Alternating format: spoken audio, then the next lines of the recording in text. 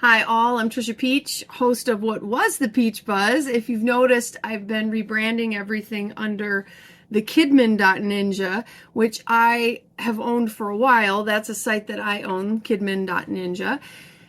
So you'll see me rebranding. It's making it easier for me. I even rebranded my blog under the Kidmin.Ninja, my Facebook page, all of it is going to be under the Kidmin.Ninja, but it's still me, still the same content, all about ministry.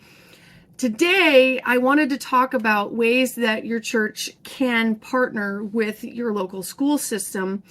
And I've seen resistance from some churches on partnering with the school system because they will say, well, separation of church and state, our school system would never allow that.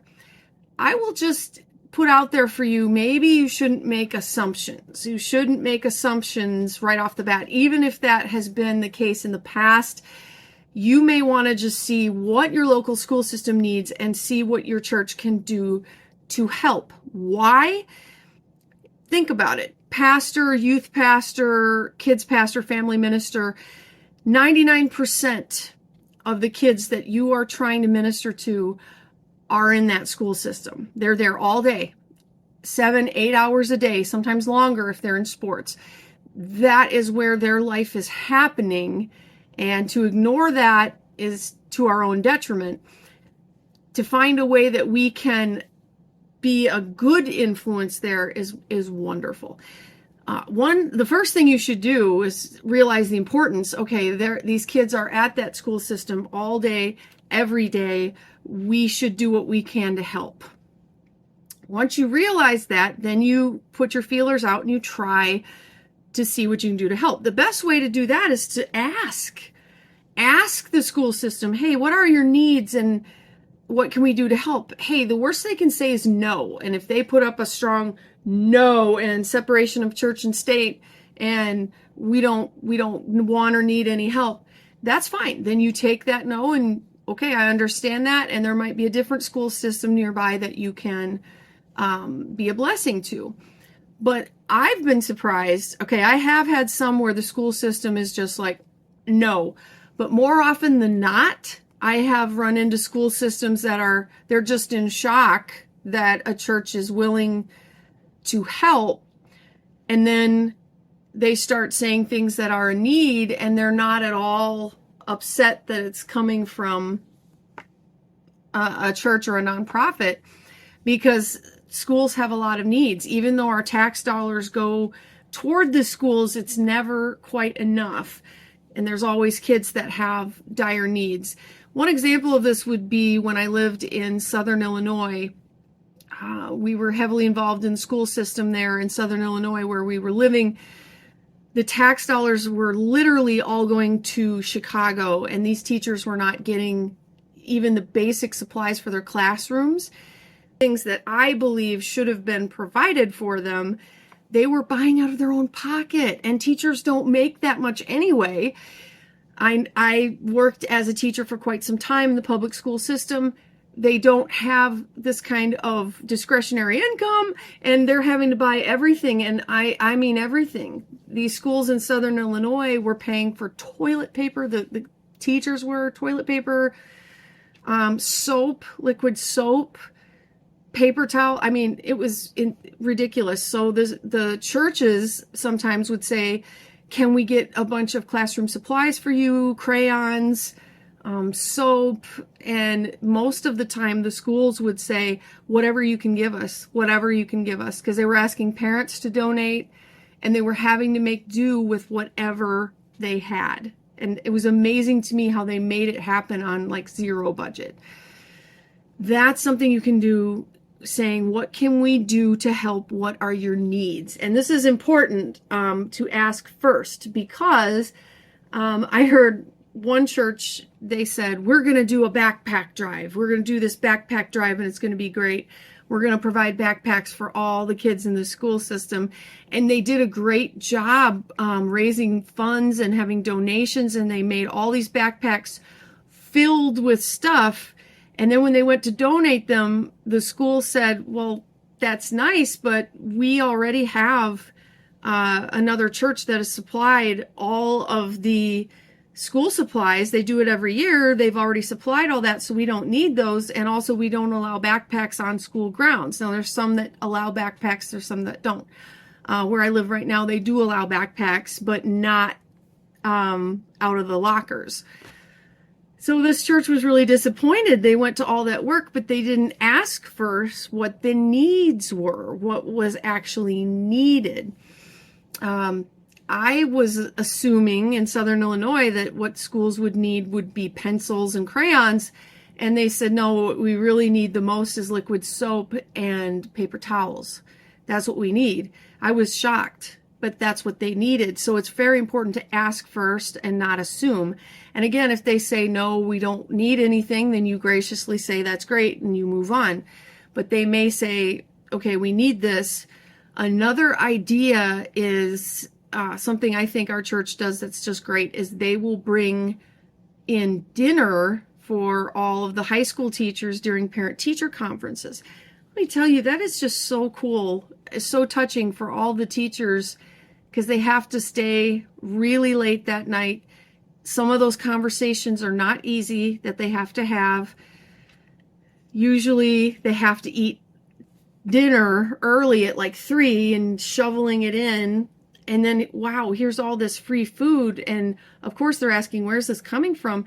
And at the very least, it shows, wow, these people who are at this church that call themselves Christians, they care. They actually care what happens. So providing a meal during parent-teacher conferences is huge. It really is. Another thing you could do, our church has offered baskets for back to school, not for the kids, because another church does that here. We know that, but for the teachers of, stress relief tea, peppermints, pens, cool notebooks, candies, things for the teachers, so that the teachers know, hey, you are loved and we really appreciate what you do. We really appreciate that you're doing this, you're not paid enough, and you're stressed, and you care about our kids. By the way, I do not believe anybody is in public school teaching for the money. They don't make nearly enough to put up with stress. They're there because they care. They care about the kids. So anything you can do to support them is great. Another church I saw invited all of the teachers in for a special prayer over them. Some took part, some did not. But I was surprised how many did. And they prayed over them and gave them special gift baskets. I loved that. They had names of all of the kids up front, and each person in the church would take that first name. There was no identifying information, but a name, and they would commit to pray for that child all year, which again, I thought was just incredible. It was the church stepping up to support the school in any way necessary. During the pandemic, I saw churches, because the schools were having to sanitize between every class. So with the middle school and the high school, that is stressful between every class. Our middle school gets 60 seconds passing period. The high school is like 5 minutes. That's not a lot of time to sanitize in between. And so the teachers were very stressed, and somebody saying, I will come in and help clean, or I'll deep clean. You never know. The worst a school can say is no. They can say, no, we have people, thank you for asking, no. But you never know unless you ask. And I'm always surprised at ways we can meet needs that way. I've seen the fill the bus with school supplies. That's so cool. Just remember, you need to ask first what is actually needed and what supplies they tend to be short on. Another way that churches can step up and help, and again, ask, but where I live, there's coats for kids, and churches try to help provide coats and winter wear for kids. I live in Wisconsin, so it'll drop down to -20, and most of the time we still have school. And there's a poverty problem across our nation. I'm going to be talking about that at CPC in Orlando this year. But when churches can provide warm coats, warm hats, warm gloves, that was a good one. And our kids' church was able to do a lot of that. And I love that because that was showing love in action, kindness in action. Our kids were able to give coats and gloves and hats. I love that. That was a real tangible way we could help. Another very big way is in providing meals. And what do I mean by this? Across this country, from what I've seen, every school system I've ever been a part of, there are always children that the only meal they get every day is at school. That is their only meal. So they'll probably have breakfast at school, they'll have lunch at school, and nothing for dinner.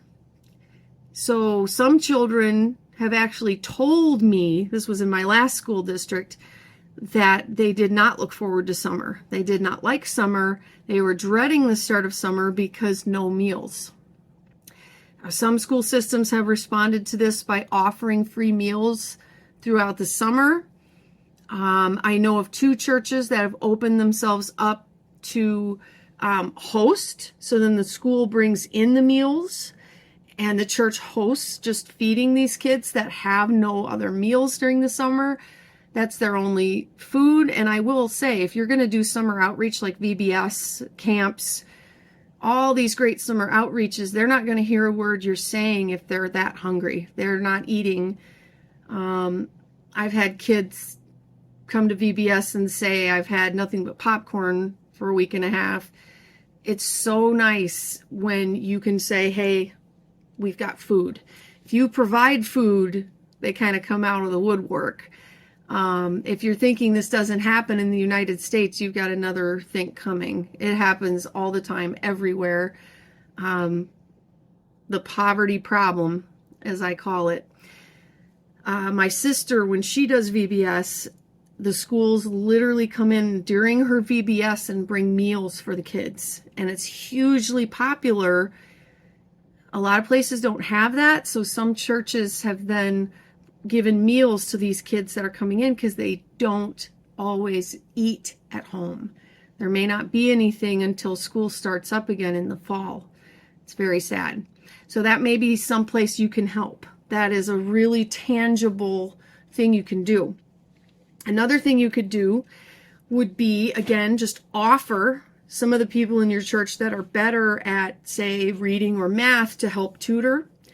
I've had parents just reach out in a, not official capacity saying, can you tutor? And I've tutored. Kids struggle sometimes. It is what it is. They struggle with math, struggle with reading, and they need a little extra help. I know during the pandemic, some churches opened their doors so that schools could meet in the church classrooms because they could only have like 5 or 10 per classroom, things like that. I thought that was great. That's another way that the church can be the church and open up and help. Another thing I've seen churches do that I think is absolutely fantastic is they get sometimes people from their church and sometimes people from their area that are doctors, dentists, optometrists, things like that, to donate their time and do a big medical day where kids can, especially kids with no health insurance or no eye insurance, can go. The school offers these things as well. And really, I encourage them to use the school ones. We have them here, at least in Wisconsin, where they can get free glasses. They can get, hearing tests. They can get dental work done. But if you have a chance, like the one I saw, Love Your City, was just wonderful. They were helping their community get these things, especially right before school started. It's extremely important.